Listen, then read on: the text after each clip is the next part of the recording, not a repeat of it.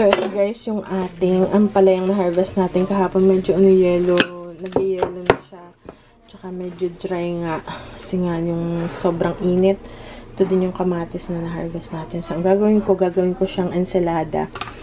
And, umpisa na natin guys. Nga pala, ayan, binigyan ako ni Manong ng talong. Yung nakita natin doon sa trampoline. Sabi asawa ko, nakita mo yung talong, bigyan ni Manong kung gusto raw natin. So, bukas guys, lulutuin ko to. Siguro magagawa ko ng tortang talong and ano pa ba? Tortang talong and also yung pritong talong lang na gusto ng asawa ko. Prito lang na kinocubes tapos papapulahin mo lang sa mantika. Okay, so hopefully magawa natin siya. Tapos masarap to sa bagoong. Tapos meron tayo nitong ensalada. Okay guys, start na natin. Todo na natin tong kamatis. Hugasan na rin natin. Ayan guys, so hiwain na natin. Bago pa siya tuluyang mabulok po, mapula na. Pero, okay na yan. We'll keep the seeds. Ito yung magandang seeds na ano. Kasi mature na siya. Okay.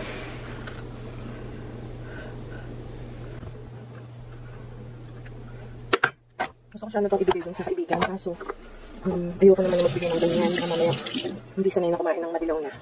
So, keep ko na lang. Ano itong madilaw na? Ilan siya keep? Okay.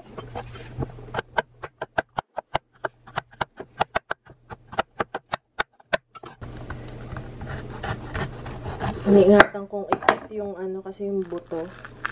Ayun, oh, matured na yung mga buto. So, iniingatan ko siyang ikat na diretsuhan. Kasi makakat yung buto. Ayan. Ingat-ingat. So, yan. Pag yung buto niya is brown ng ganyan. Yan. Ready na. Yan ay papatuyuin nyo na lang for next year. Ayan. Pero pag puti, hindi siya. Ano, hindi pa siya mature. Hindi tutubo yung buto. Kasi malambot pa. Okay. So, tanggal natin yung puti. And then,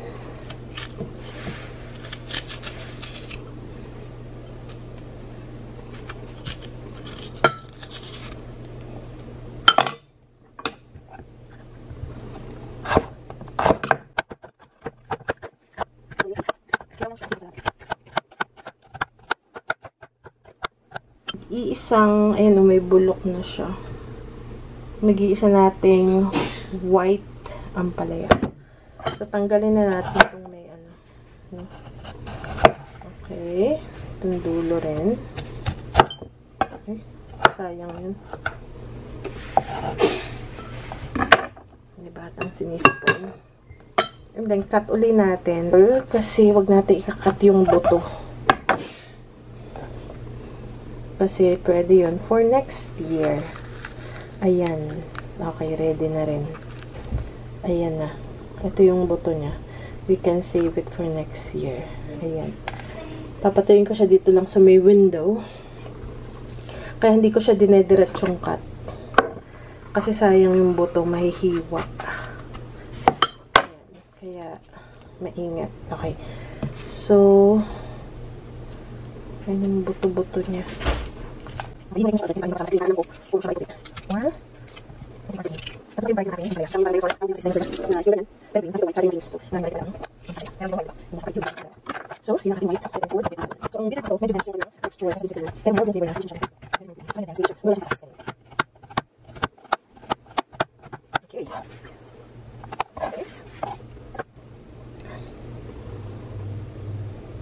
So, tanggalin natin yung mga ito. Ready na to. Okay. Yung seeds, we have to save it for next year. Para meron ulit tayo na white ampalaya. Okay. Okay. Papatuyuin lang natin. Kailangan siyang tuyong-tuyo. Wag naman sa, ewan ko pwede sa araw, pero sa akin dito lang sa loob ng bahay. Sa window sill hanggang matuyo. Siyempre moist to, diba? So, hanggang siya ay, I'm not sure kung ready siya kasi maputi pa. Pag tuyong-tuyo, saka nyo siya ilalagay sa bag para next year may tago for next year. mature seeds na yun. Pagka, ito, I'm not sure.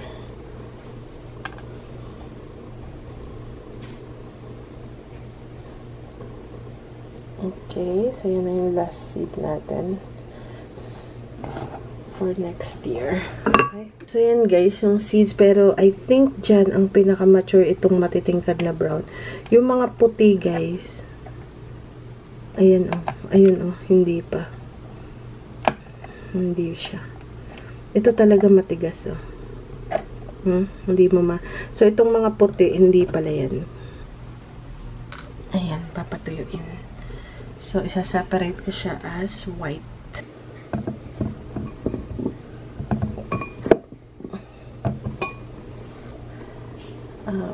Kamatis. Ayan, tatanggalin ko lang siya. Dito ko siya ilalagay. Tatanggal natin yung seeds. Ayoko kasi ng seeds.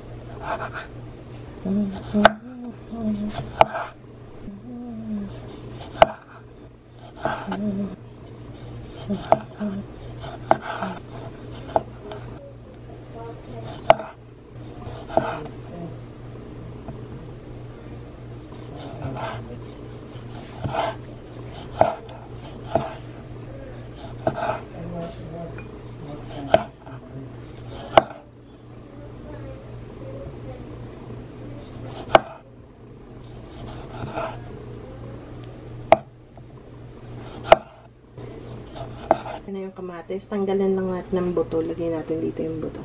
Yan na yung natanggalan natin.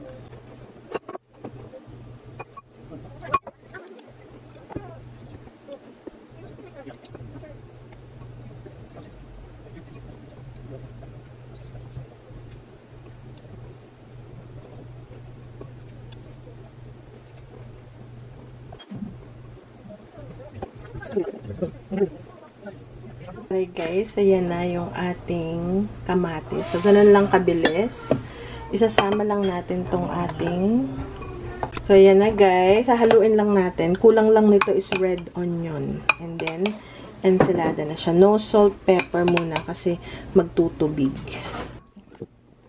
Ayan na ang ating ampalaya tomato. Tapos, meron pa yan. Lagyan natin ng red onion. Para matamis. Dito siya. Tama, nagluto ako guys ng spaghetti. Ayan. And then, yung ating sauce. Tapos, kasi palagi kaming may salad. So, ito na lang muna ang salad. Oh, diba? Ang ganda. Lagyan pa natin siya ng ating itong ating red. Lagyan natin ng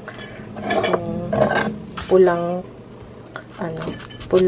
ay, sarap nito. Okay, pero konti lang kasi baka ayaw ng asawa ko. Masyadong marami. Alright. Okay, guys. Kasi mas tamis to eh. Sweet to.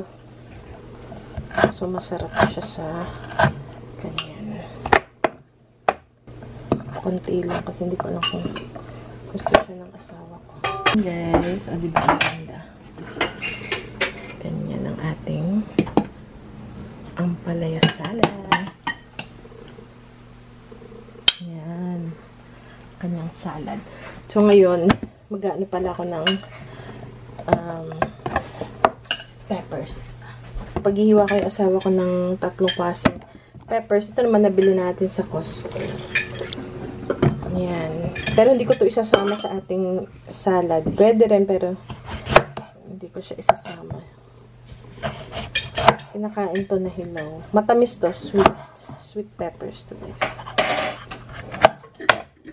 Tanggal natin ang buto para sa garden. Pero iba kinakain yan diretsuhan. Pero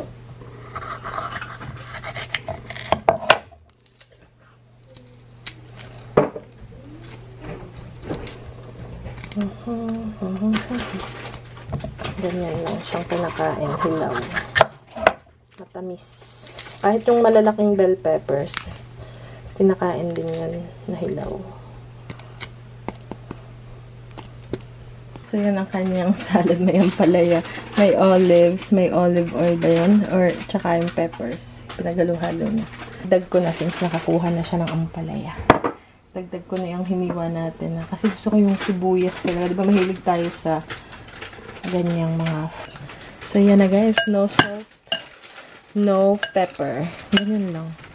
Kasi yung salt, idodraw niya yung moisture ng gulay, ng kamatis. Magtutubig yan ngayon. So, gusto ko siyang i-add pag kinain ko na. Hindi pa. Kasi guys, kumain na ako. So, tatakpan ko lang kasi may mga langaw. Kalimitan yung mga langaw. Saka sila lumalabas. Pagka,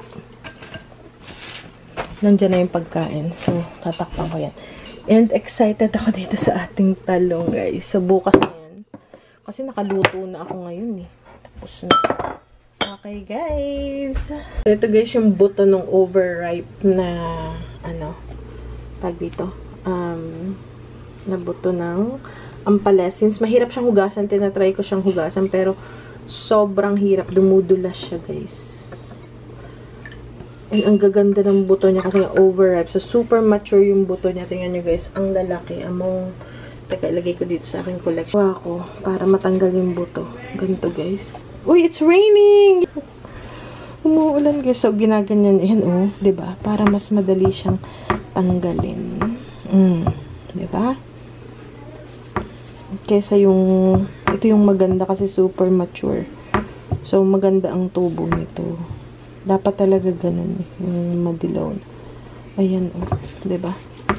So, pag inisa-isa ko siyang okay, pwede yung patuyuin na yan, direkta, na ganyan. Matutuyot din yan, para may balot.